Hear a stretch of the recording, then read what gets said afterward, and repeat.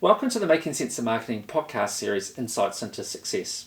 Today we've got a special podcast. We're interviewing international photographer Robert Jackson-Mee about him running in the Marathon des Sables. Now for you, those of you that are unaware of the marathon, it's a 6-day, 251 kilometre or 156 mile event. It is approximately the equivalent of 6 marathons and is held in the Sahara Desert in the southern part of Morocco. I have to say, I feel totally exhausted just saying that, let alone contemplating actually completing it. So now, Robert, if you could tell me what year and at roughly what age were you when you completed in that race? I was 58, it was 2018. Not the oldest out there, but certainly in the elder group, shall I say. Okay. And would it be fair to say that you really didn't have much of a running background? I'm not a runner, I've never run before this. This was my first long distance, if you like, experience. I'd never run anything like an ultra, ever. No way. So, obvious question then is, what on earth made you decide to do it? I've always liked challenges. I just don't want to be that guy that sits on the sofa for the rest of his life watching the news, you know. And I did know about this event. I knew someone that had done it.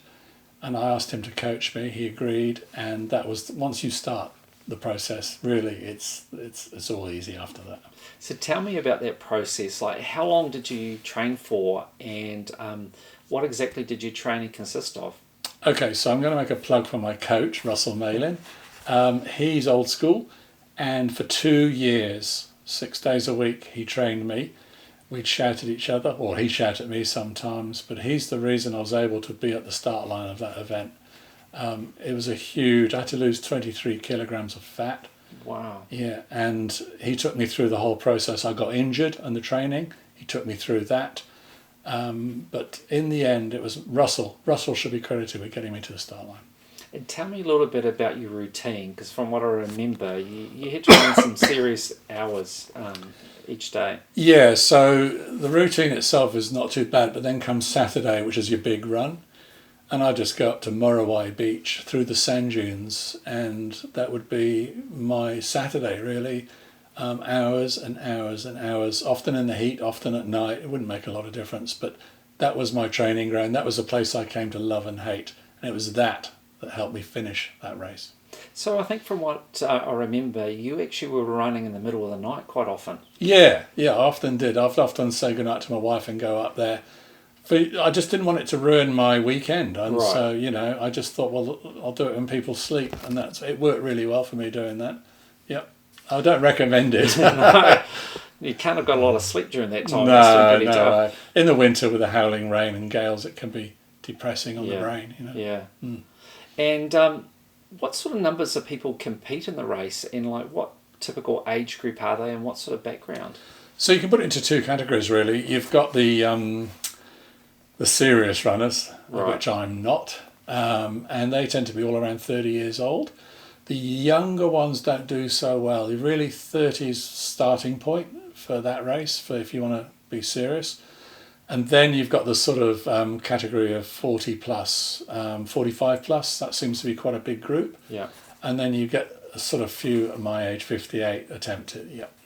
And why did the younger ones not do so well? Under Good 30s? question. If you look at the sort of world record holders for like the 100-mile races and things like that, they tend to be older people. There's a guy I think called Jeff Browning who's I think he's 48 or something, and he holds some records for the 100 miles. Right. I think the psychology comes into it. Right. You don't go too fast at the beginning. You understand what's coming. Definitely suits an older age mentally, definitely. And sort of how many people compete? About 1,000, give or take, And they've had people die, and they have quite a few not finish, and they announce the numbers at the beginning of every day. Yeah. So it's quite interesting to see who is going to make it and who isn't.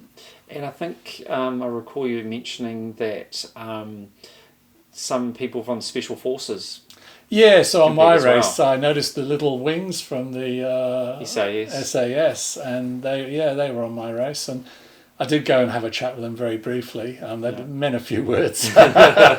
Interesting, you could recognise them. They would stay together as a group. Right. There was no individual superheroes. They stay together as a group. So the whole race, they ran together as a group. Yeah. So tell me a little bit about the structure of the race and the sort of terrain that you had to run across. So what did each day look like? Yeah, so the race has got the reputation as the hardest foot race on earth. That's disputable, really. There are others. But there are three things that really get you. One is the backpack. Right. About 8 to 10 kilos of food. You carry your own food and survival gear. That's a long way to carry that amount of weight. The second thing is soft sand. I don't know if you've ever run up a sand dune midday, but the sand, it's Pretty killer. hard. Yeah. And the third thing probably is the heat. It does get hot. It gets seriously hot, and that can fatigue you. So those three things, all put in the pot, add in the distance, add in the repetitive nature of it. It is quite tough, definitely. And sort of what sort of number of hours would you typically run in a day? So my longest day was 18 and a half. 18 and a half 18 hours. and a half hours. Wow. Yeah, I didn't walk other than the steep sections where you have no choice. Yeah. I'm a runner. I run slowly, but I do run. Yeah. 18 hours, yeah. And the feet blisters up quite badly. It's quite painful. And that day, that 18 and a half hour day, where was that in the race? Which So day the was that? Marathon des Sables really is all about day 4. Right. It's day 4, which is a double marathon in one hit, having just run 3 marathons. So you do 3 marathons. Yeah. Day 4 is a double marathon in one hit. And I loved it. That for me was my best day ever. Yeah. Okay, well, you need to explain me there, because everyone will be thinking that's insane. Why would you love that part? That sounds terrible. It wasn't, because I was well trained by a guy who'd done it. Right. And I knew day 4 was my day. And I was well prepared for it. I knew what was coming. I knew what I had to do. And I climbed 130 places in that one stage. I absolutely loved it. It was so special. And was there a point during the race when you thought that you weren't going to make it? And if there was, what ultimately got you through? Yeah, now I was prepared for this. I was told it would happen. I Yeah. thought it won't happen to me, but it did. I stripped the skin off my right foot quite badly, and the pain became too much. It just became too much. And I think I've recorded the event, but about 12 or 14 hours in the middle of the night, I just curled up in the fetal position and started crying. And what day of the race was this? This is day 4. Day 4, The day right, that the I killer enjoyed, day. yeah, the killer Okay, day. Yeah. so you're curled up crying. Yeah. And then another What runner, I happened? think he was French, came up and he just held me. He said, "Don't worry, I understand." He said, "It'll pass. Just wait, it'll pass." And within 5 minutes, it did pass. Really? Yeah, it was magic words from a guy that had been there. It doesn't happen to everyone. I was too old, really, for what I was attempting. Right. But I had my point. I broke. Yeah. Right. Yeah. And so after 5 or 10 minutes or whatever, you sort of managed to regather yourself and you just pushed through the pain barrier. Well, there's a few other things. He gave me a muesli bar, which was a real big gift because you carry your own food. So for him to give me a muesli bar is quite a big deal. Wow. I loved that. It was just a little act of generosity. Yeah. I could see other people's lights behind me, people I was in front of, Yeah. and I felt, wow, I'm not doing too bad here. And those first few steps on a foot that's literally stripped of skin on the bottom is not good. But then once you get going again, it's all behind you. You just adjusted to it and do. carried on. Yep, definitely. So out of the people that competed, what kind of percentage actually finished the race? I'm not sure on my race. It varies year to year. We had a particularly hot race. A lot don't finish, and a lot are attempting it second time. Right. It's something that's in you. Once you haven't finished, you have got to redo it, and they come back. And there is actually one guy who's run it 24 times. Wow. And is that consecutively or? Consecutively. Wow. And I find that inspirational. You know, I met him. He's just a magnificent human being, you know. And there are people that can run it in a third at the time that I can, and they're very focused. There are other people who finish a long way after me, and they're just inspirational. So the last person to cross the finish line every day, you all go out and greet them. Right. And I just find that inspirational. I love it. Absolutely love it. Wow.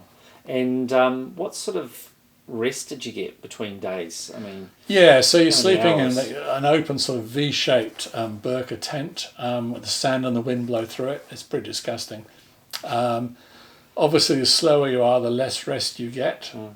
Some people came in after 34 hours, I think it was, on day 4. They're going to get very little rest. Very Wow. little, yeah. So it's a sort of ongoing, accumulating thing. The slower you are, the less rest you get. Because you've all got to start at the same Exactly time. right, exactly right. Right. Yeah, yeah. Incredible. Yeah, I would actually recommend it to anyone who watches this. It's a life-changing experience. I recommend it to anyone. So how did you feel when you completed the race? So, what sort of emotions did run through you? I'm going to shatter the myth here. I was so out of it, in so much pain, that when that medal went on my neck, there is a photograph showing it, I really didn't know what was going on. Right. I knew my family were watching me on a live feed. I completely forgot about that. I walked straight past the camera and ignored them. There was no elation, Right. nothing. I was just absolutely wrecked, gone, finished, destroyed. Right. And how long did it take you to sort of recover after that? Yeah, I wound up in a hospital in Marrakesh, and they got the IVs into me and soon put me back on track. Probably back to normal 2 months. Right. Yep. And in the sort of days after completing, what sort of emotions went through you? Did you kind of at any point through that go, sit up and feel real, sort of pride and enjoyment of having completed it? Or how did it all work with your emotions? So it's a personal journey. The biggest shock I got was I thought everyone would want to know about it when I got home. No one did. No one did. People genuinely can't relate to things. They're probably not that interested in it. Right. And if you can't relate to it, so I fell back very heavily on my tent buddies, and they were really good. We kept a few emails going because they could relate. The bottom line is I want to go back. So you want to do it again? I want to do it again. Wow. Yeah. And why? Why do you want to do it again? What's the motivation? Because it was the best week of my life. Right. The toughest probably, but also the best at the same time. Yeah. I mean, I lie in bed most nights thinking about it, even today. Yeah. Incredible. Highly recommend it to anyone to attempt. Anyone. I've never run before. I'm not a runner. I was overweight and old. I crossed the finish line, so could you.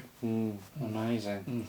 Interesting thing you've just said though is about coming back home and feeling like people didn't get it and weren't really interested. And I think from what I've read, about soldiers coming back from war, it doesn't sound too dissimilar from that.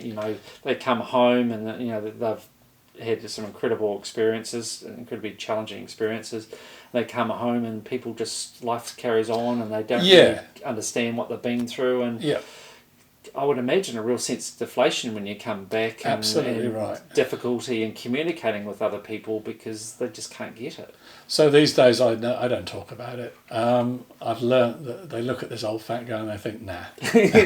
I think it's amazing myself. I think it's hugely inspirational. I'm blown away by it. Yeah, it's a very personal experience, and my wife understands it. Yeah. And here's an interesting thing. Every now and then you come across one person who gets it. Alice and I joke about it. They get it. And you can't pick them. They could be any age, any background, anything. They get it. And they start asking all these questions. Most people don't. But every now and then, someone, and we joke, they get it. Right. And I love that. That's really special. So tell me, do you think there's any lessons in your experience that can be applied to business? And if there is, what would they be? So my experience of business, I've run my own business my whole life, is that a lot of people give up. Yeah. Give up. It's just so easy to give up. On my training, I would give up quite regularly. I could write a book of excuses I had in my head for not training. Could be the weather. Could be I had a big night out the night before. I could write a book on it. I had thousands of excuses. But at the end of the day, giving up is a horrible feeling. You feel bad. It's just not good. Get out there, keep going. You feel better. You will crack it. 100% you will crack it. Doesn't matter what it is in life. Keep going. Don't give up. Yeah. And I guess, would it be fair to say, though, it's got to be something that really means something to you? Something really means something to you that you're more inclined to not give up. But if it's something that's not really, you don't feel is really that big a deal for you or doesn't resonate with you that much, that you'd be more inclined to give up? No, I don't agree with that. So What's your thoughts? Yeah, my book of excuses. Yeah. I could write a whole page on. Is that just one of those Yeah, excuses? that's one of the. That's Right, one page okay. of excuses. This doesn't mean that much to me. Right. It's a waste of time. I'm not that good at it. Right. I'm not going anywhere. I don't really care if I do it or not. Yeah. That would be a whole page of excuses. Yeah. I went through all of that. Yeah. And that would apply to business too, wouldn't it? 100%. You know, go, oh, well, I wasn't really into that business anyway. It's not really my thing, so it's okay to give up. 100%. It's so applicable to real life. 100% Yeah. it is, yeah. Yeah. Yeah. Interesting. All right. Well, thank you so much. I find the stories amazing and inspirational, and I do feel very much that lessons can be learnt through those experiences that can very much be applied to business too. And I think, you know, one of the key messages from this is this determination to keep going, not to give up, that you are going to come across some very challenging moments, but you've got to be mentally strong and keep pushing through. So here's a message that a lot of the people that cross that finish line were the most ordinary people on the planet. Well, there you go. Yeah, really. I mean, I'm bulk standard ordinary. There's nothing special about me at all. But it doesn't have to be a superhero or super strong person. Yeah. You know, ordinary people do that race and cross that finish line. And I think, you know, you touched on that earlier too, is that, you know, there'll be other people that physically may appear more capable, have the track record in terms of running and that, but that's no guarantee for success. No way. In fact, No in way. some ways it could actually be their demise. Absolutely possibly. right. Yeah, be a realist with a race like that. And I think in life and in business it's the same. Be a realist. Don't set your goals too high. Yeah. Be real and don't give up. All right, well, thank you so much, Robert, for your time. I think your story is incredibly inspirational, and I think we can all take a lot out of that and use that for motivation in our business careers and potentially other elements of our personal life. So thank you for that. And that's it today for another in the series of Making Sense of Marketing, Insights into Success.